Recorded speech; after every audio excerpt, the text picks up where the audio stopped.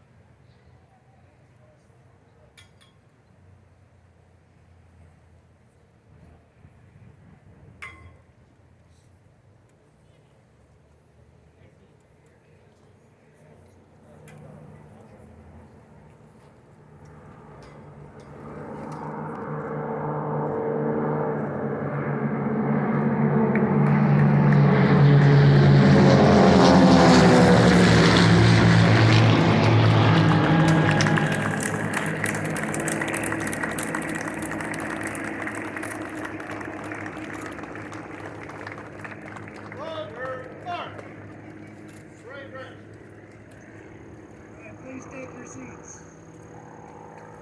Good morning, Congressman Upton, American Legion Detachment Commander or Department Commander Wood, Zone Commander Park. I don't think they showed up. District Commander Beist. Also, welcome to South Haven's own Medal of Honor recipient Jim Doc McCloughan.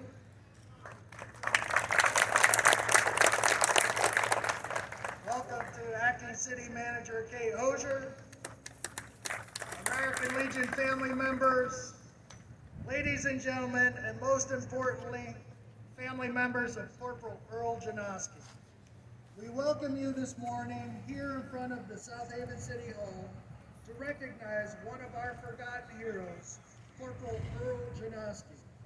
Before we get started with the program, I would like to introduce you to our Post 49 chaplain, Mr. Larry Gerard, who will offer the invocation.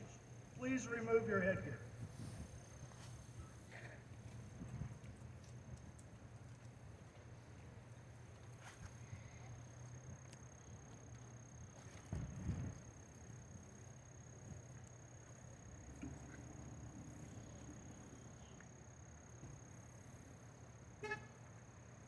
Father, please bless these proceedings and their intent. You know all that should be so. And today we are here to honor a hero to make this so. Earl's name is now etched where we will honor his sacrifice. As we know, you have welcomed him home where he belongs. His service to God and country reminds us how love for you and America is demonstrated, then and now, by all those who make the ultimate sacrifice. Inspire us not to take for granted what is paid for with the blood of those who serve. Thank you for our freedom. Thank you for our patriots. And thank you for this heroic warrior. Today we add him to this monument in your name. God bless it, God bless us, and God bless the United States of America. Amen. Amen.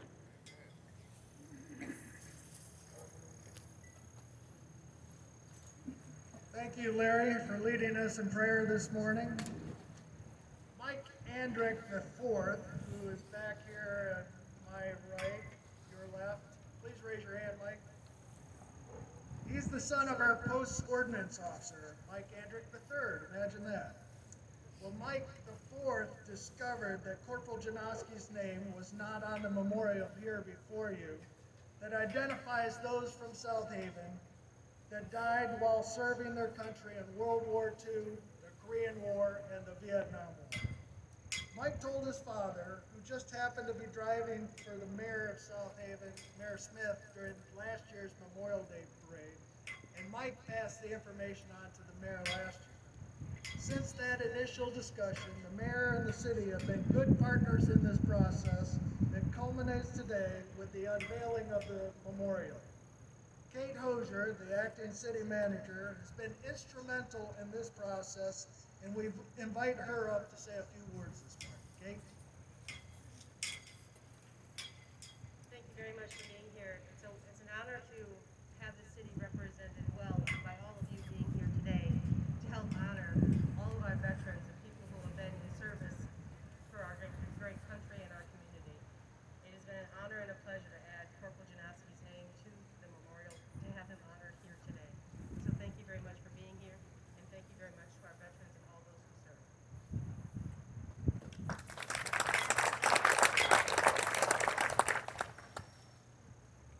Thank you, Kate, for your perspective from the city, and thanks for being such a great partner during this entire initiative. For those of you that do not know Mr. Jim McCloughan, he was drafted into the U.S. Army during the Vietnam War, and in May 1969, distinguished himself as a combat medic during 2 days of close combat fighting, and was recognized with the America's highest and most prestigious personal military decoration, the Medal of Honor, that was awarded by President Trump in July 2017. It's a pleasure this morning to introduce Jim McCloughan to you this morning.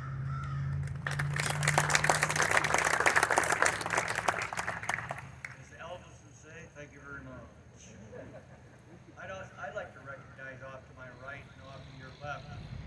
These individuals over here go many, many places to recognize those who have fallen.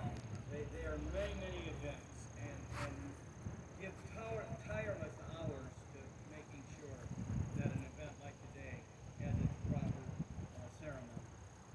You know, veterans don't forget. Although it's taken a little while, South Haven, and I've been here for quite a while, South Haven doesn't forget. If we've missed somebody, sooner or later, we'll find out about it and we'll make it right. Earl's name is going to be placed where it needs to be, and although it hasn't been there for the last 70 years, it'll be there forever.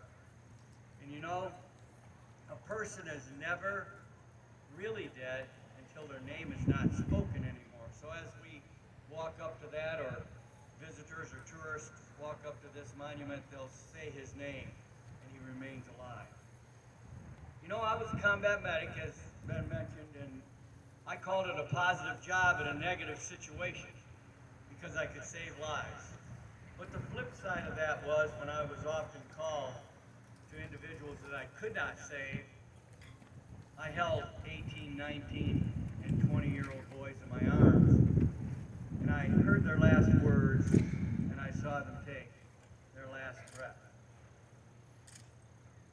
That's not a fun job, but I was glad that someone could be there for them.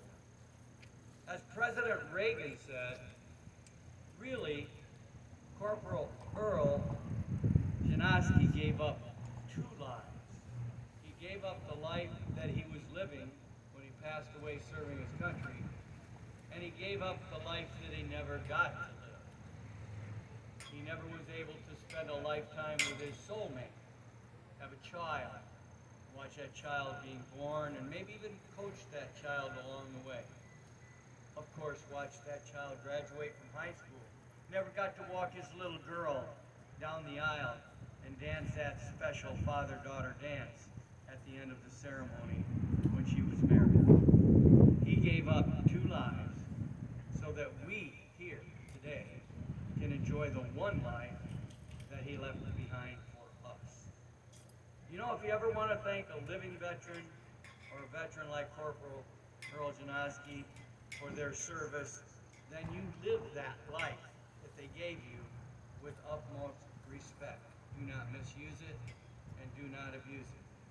Because as already been said, price has been paid for what we're enjoying here. This is really a joyous, although it's solemn, this is really a joyous event where we can recognize someone for their service and know that again, their name will be recognized forever and ever. I thank the American Legion, I thank the City of South Haven for making everything right. And I thank you for being here to recognize this special event. Thank you so much.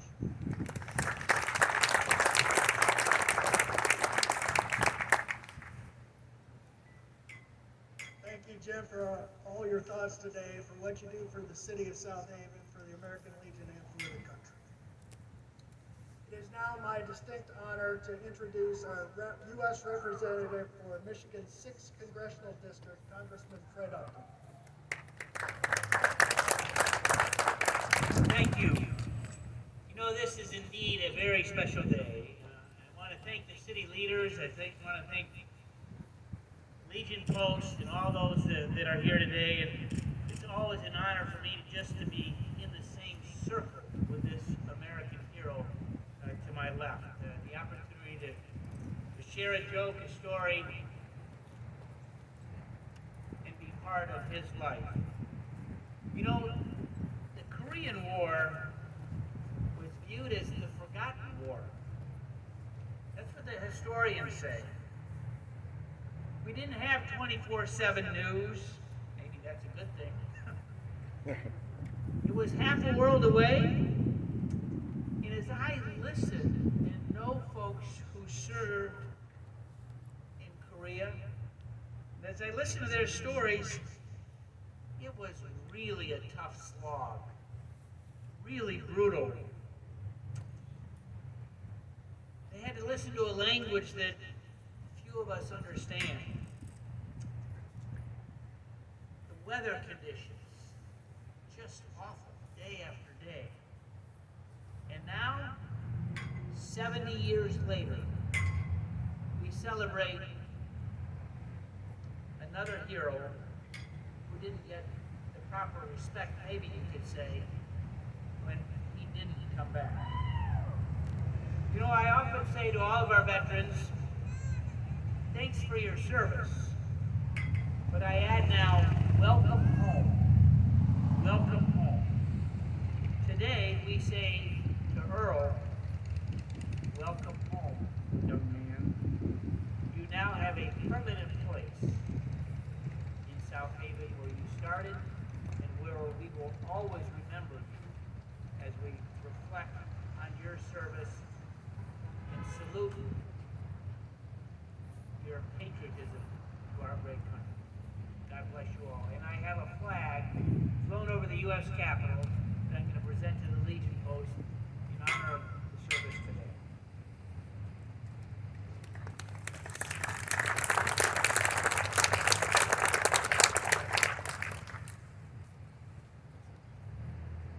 Thank you, Congressman Upton, for your thoughts. Both of these gentlemen, everyone has spoken very well today, and I appreciate the flag will display that properly. Well, you've heard now how Post 49 started down the road to recognizing Corporal Janosky, then how we worked with the city to bring us to this point today. But the backstory, as best as we can discern from newspaper articles, obituaries, and telegrams, is very interesting, especially to those of us that enjoy military history.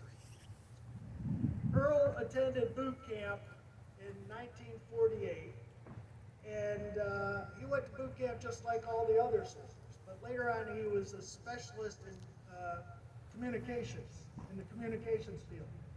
As you can imagine, back in the day, there were radios with antennas. There were telephones that had wire connecting them. Some of us here today remember that. But other of us today understand that we have wireless communication now. We have cell phones and things like that. So they had particular hardships, Earl and the communications teams, when they were out repositioning. Well, Earl sailed to Japan to join the 7th U.S. Cavalry in January 1950.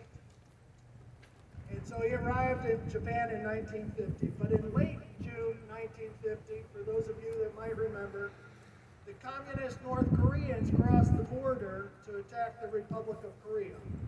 The 7th Cavalry, part of the 1st Cavalry Division, redeployed from Japan to Korea, where they took up defensive positions along the Busan perimeter. A lot of people might remember that.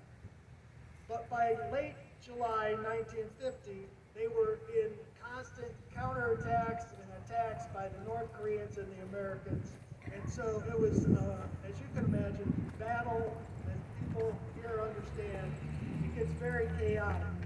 And so Corporal Janosky and a number of other soldiers were separated from their unit during one of these operations.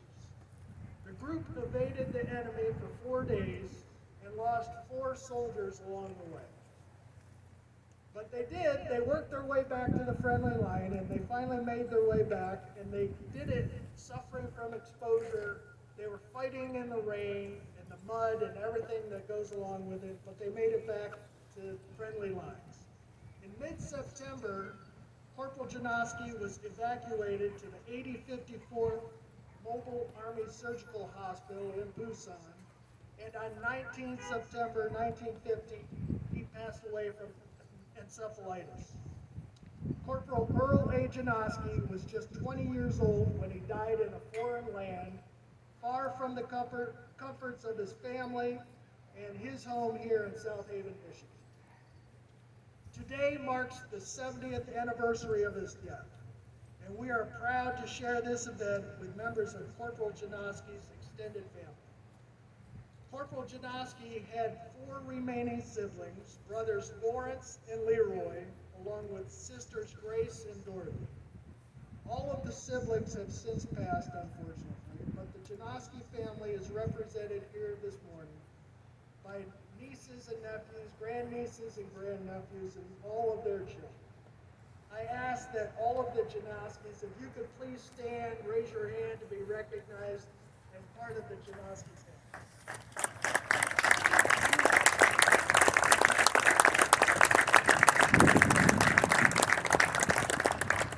Thank you very much for your presence here today, making this event even more special. Right now, I would like our Michigan American Legion commander, who's a good friend of Post 49, and Congressman Upton to join me while we unveil the memorial.